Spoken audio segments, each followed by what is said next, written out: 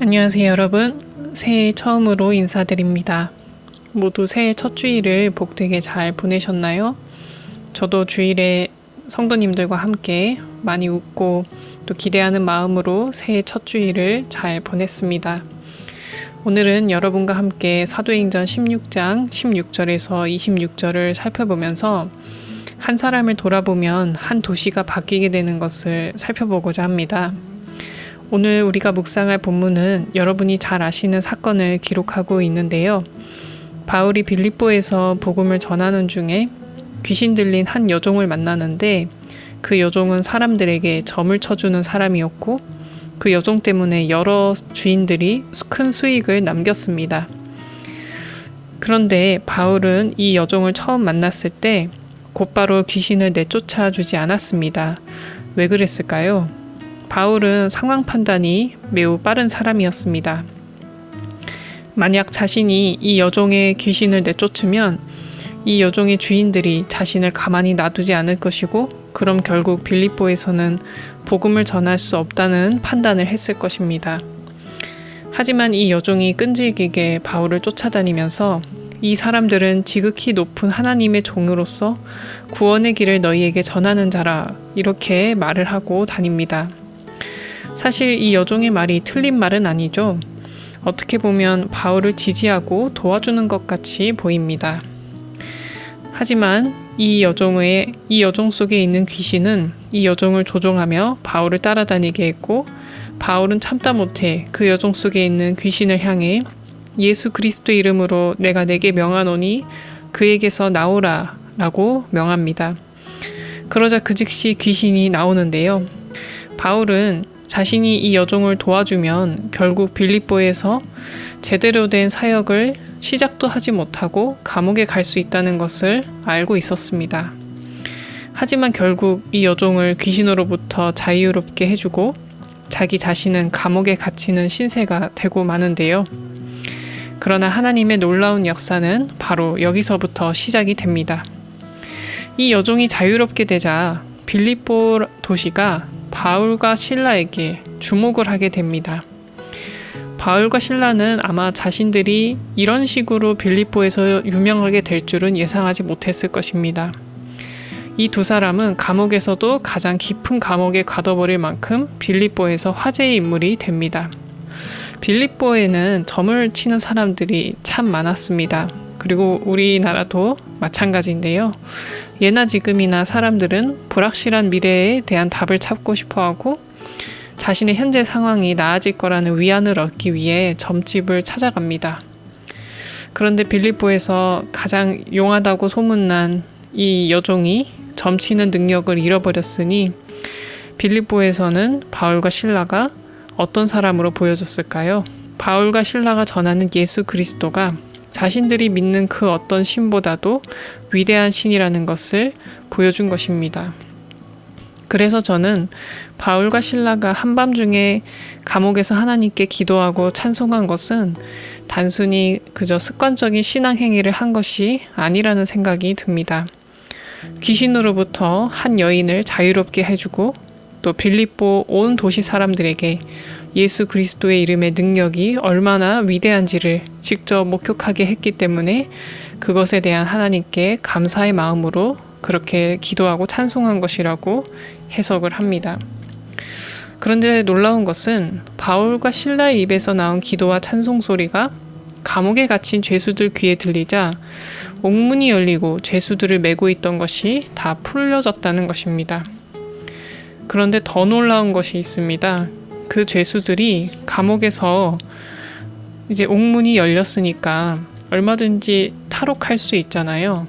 그런데 도망치지 않고 바울 곁에 있었다는 것입니다.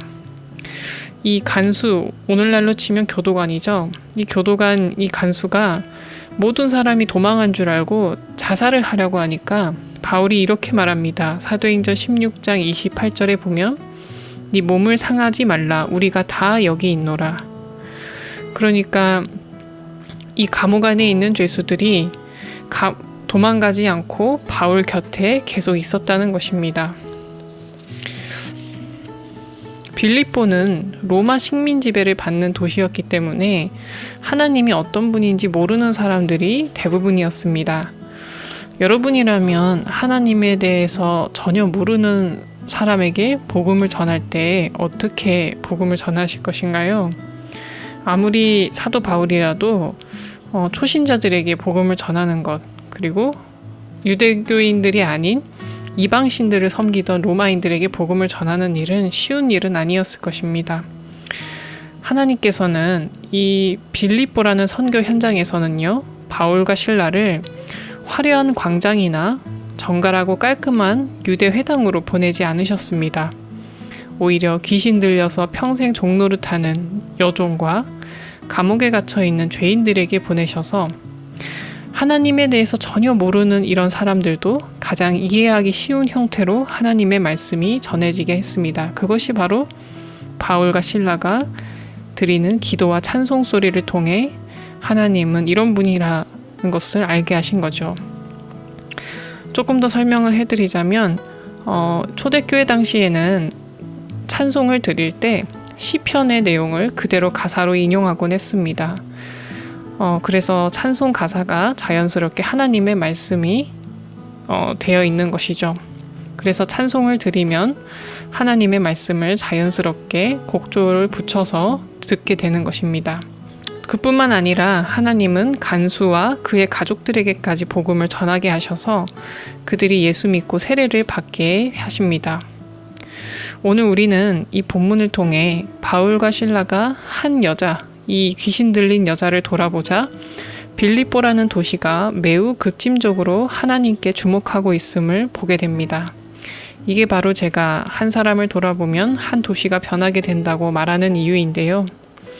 만약 바울이 모든 것이 다 갖춰진 곳에서만 설교하려고 하고 이 귀신 들린 여종을 끝까지 무시했다면 어떻게 됐을까요? 빌립보에서 제법 뛰어난 설교자가 되었을 수 있지만 이 여종은 일평생 점쟁이로 살다가 죽었을 것이고 감옥에 갇힌 죄수들은 하나님에 대해서 알지도 못하고 하나님의 놀라운 역사를 목격하지도 못한 채 삶을 마감했을 수도 있습니다. 우리는 예수님을 믿게 할 수는 없지만 우리 삶을 통해 예수님을 보여줄 수는 있습니다. 오늘 우리가 읽은 사도행전 16장에 나타난 이 놀라운 기적이 오늘날에는 나타나지 않는 것일까요? 많은 사람들이 기도를 많이 해야 하나님의 놀라운 역사가 나타난다고 생각하는 것 같습니다. 하지만 적어도 오늘 본문을 봤을 때는 이 하나님의 놀라운 역사는 정말로 예수님이 필요한 한 사람, 내 앞에 나타난 이 한 영혼을 돌아보는 성도를 통해 나타나는 것을 볼 수 있습니다. 제가 성도님들과 얘기를 나누다 보면 각 성도님들마다 하나님께서 보내주신 이 한 사람이 다 있는 것 같습니다. 그래서 얘기를 들어주는 게 쉽지가 않고 또 계속 기도하는데 잘 변화되지 않아서 고민도 많이 하시는 것 같은데요. 그러나 그 한 사람에게 내 바쁜 시간을 또 투자하고 또 나의 물질도 투자하고 그 무엇보다도 늘 그 영혼을 위해서 기도하는 그 모습을 하나님께서 정말로 기뻐하시리라 믿으시길 바랍니다. 바로 이 나라 정말 현재로서는 병든 것 같지만 그러나 우리 성도들이 나에게 주어진 그 한 영혼을 주님의 사랑으로 주님의 이름으로 돌아보고 섬길 때 이 사회도 이 나라도 점점 더 하나님의 뜻에 합당한 나라로 바뀌게 될 것을 믿습니다. 기도하겠습니다. 하나님 아버지, 우리의 작은 행위가 주 안에서 정말 행해진다면, 주님의 사랑으로 행해진다면 그것이 또 큰 열매를 맺게 될 것을 믿습니다. 우리 각 성도들에게 하나님께서 정말 예수님의 사랑이 필요한 한 사람을 보내주셨음을 믿습니다. 그 한 사람을 주님 끝까지 잘 섬기게 하시고 우리가 필요 없을 때까지, 우리가 필요 없어질 때까지 끝까지 주님의 사랑으로 섬길 수 있는 우리 모든 성도들 되게 도와주시옵소서. 그리하여서 우리가 살고 있는 이 지역사회와 이 나라가 점점 더 하나님 뜻에 합당한 나라로 회복되게 도와주시옵소서. 이 하루도 주님과 함께하길 원하며 예수님의 이름으로 기도합니다. 아멘.